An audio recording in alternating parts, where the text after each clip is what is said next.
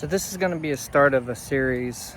I'm going to talk about a guy that I knew and was really good friends with.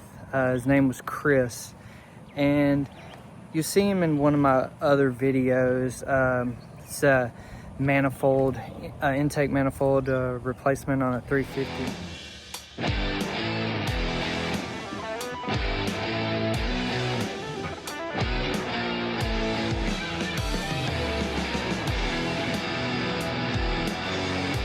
On a 350 cubic inch Chevy truck. He was a really good dude. He became my brother-in-law and became a really good friend. And this is just one of those videos that's going to talk about somebody that maybe you knew growing up, maybe someone you know currently, or maybe someone you know like me that you've were really good friends with and you've lost, and that leaves a mark on you. When you're really close to somebody, especially like a brother, and that person is no longer with you, it does scar you. It leaves an emotional wound in your mind, and it's very, very difficult to get over a wound like that. It causes you to become emotionally distant with people. You put up walls because I don't want to get close to somebody because it might happen again. That is a mistake that I have had to learn in my past 3 or 4 years of life, is that putting up the walls is never a good thing. It leads to isolation, it leads to trust issues, it leads to loneliness, depression, things like that. We need good people in our lives, and the only way to have those people in our lives is to make an attempt and be vulnerable and put ourselves out there. And if it winds up backfiring, if it crashes and burns, well, that's just part of life. It's part of the journey. This was a guy that I could call at 2 o'clock in the morning if I was messing with a vehicle and I was stuck on something. I could count on this guy to come over and help me out in a situation, and I did that multiple times. I don't know what he was doing. He's probably playing Mario Kart or something at the time, and he just happened to be up. I was stuck on an issue. If you've mechanically inclined, you know that we run into issues with bolts and losing different parts and stuff, and you have to improvise in order to make things work. So Chris had cystic fibrosis. If you're not familiar with that is a lung disease. He was born with this disease. He lived his life with this disease knowing that he was going to die early. So he lived his life in a way that tomorrow could be his last day. And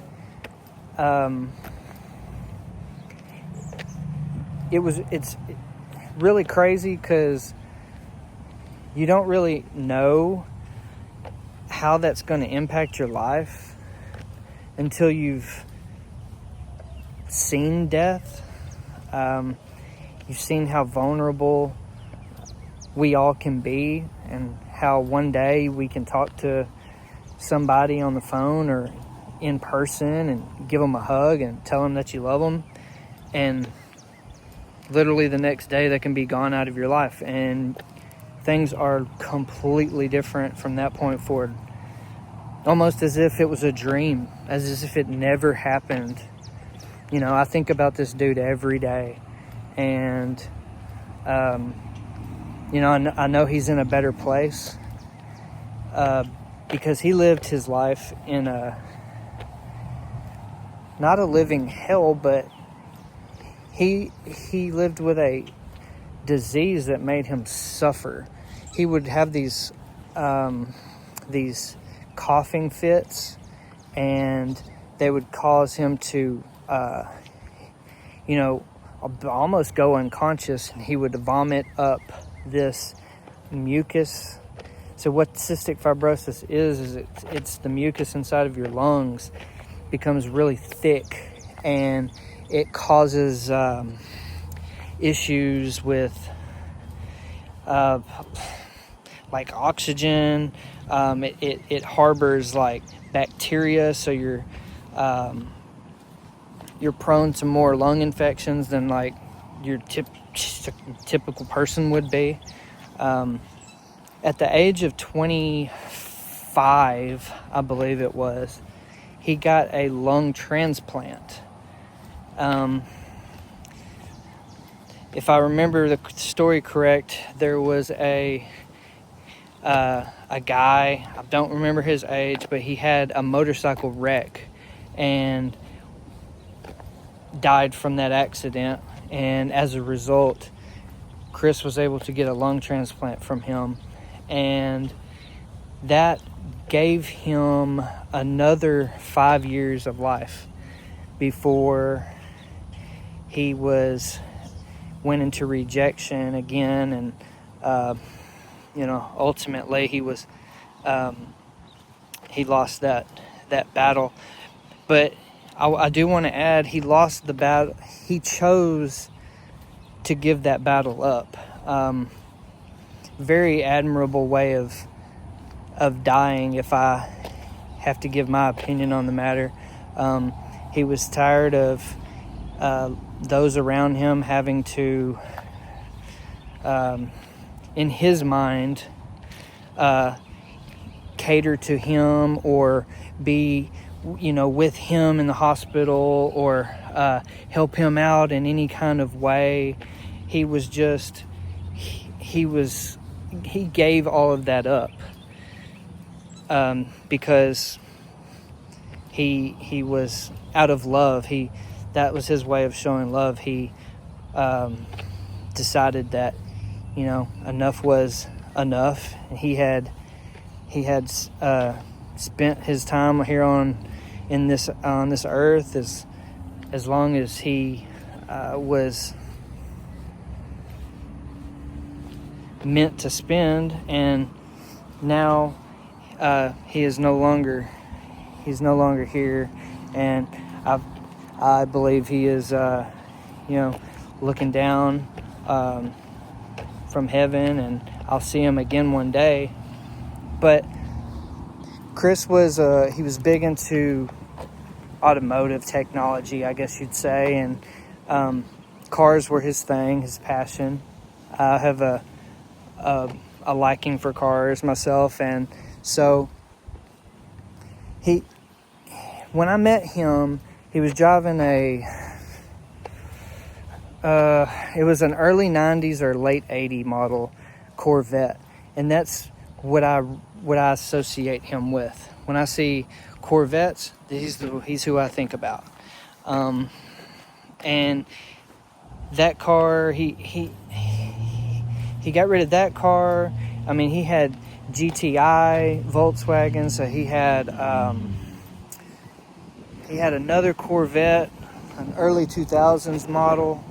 He ultimately wound up with a 2013 Camaro SS, and that is the beginning of this little series I'd like to put together. This particular Camaro has the LS3. is a 6.2 liter V8. Still's got the push rod style engine. Unlike the Mustangs and the F-150s, the Coyote engines got the double overhead valves. This one has a single double overhead cams rather. This one has a single cam that runs the entire valve train basically. It has a 6-speed. They also came in automatics, 6L80s, and I believe those were the LS99s. They had, for some reason, less horsepower, and I don't know exactly what all was different about them other than the transmission, automatic being manual. So the car is a 5th gen Camaro. It's a simple port injection, easy to tune and modify. You had 6L80s for the automatic or a Tremec 6-speed manual.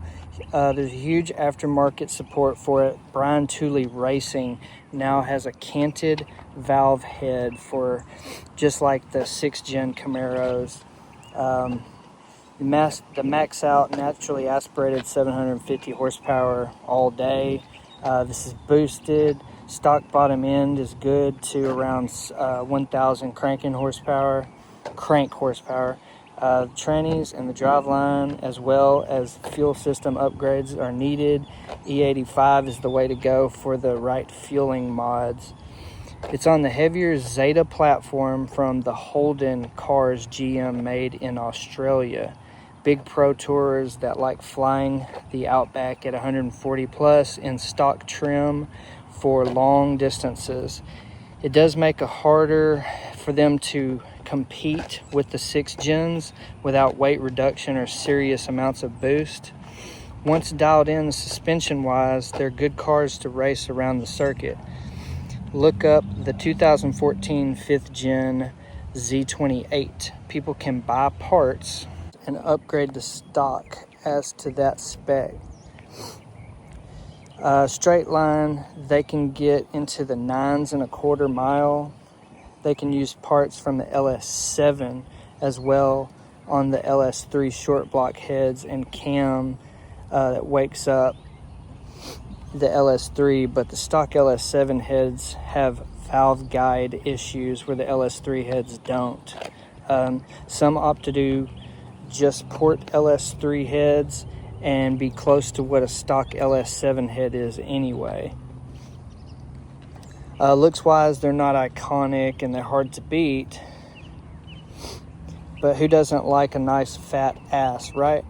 Hey, they were the Bumblebee Camaro in the Transformers 1 and 2 and Shia LaBeouf, or however you spell his name, in one with the one with Megan Fox, though I'd take the car over her any day. So all of that rambling jumbled just right then and there, that was my best attempt at giving information from my buddy of mine. His name is Jesse.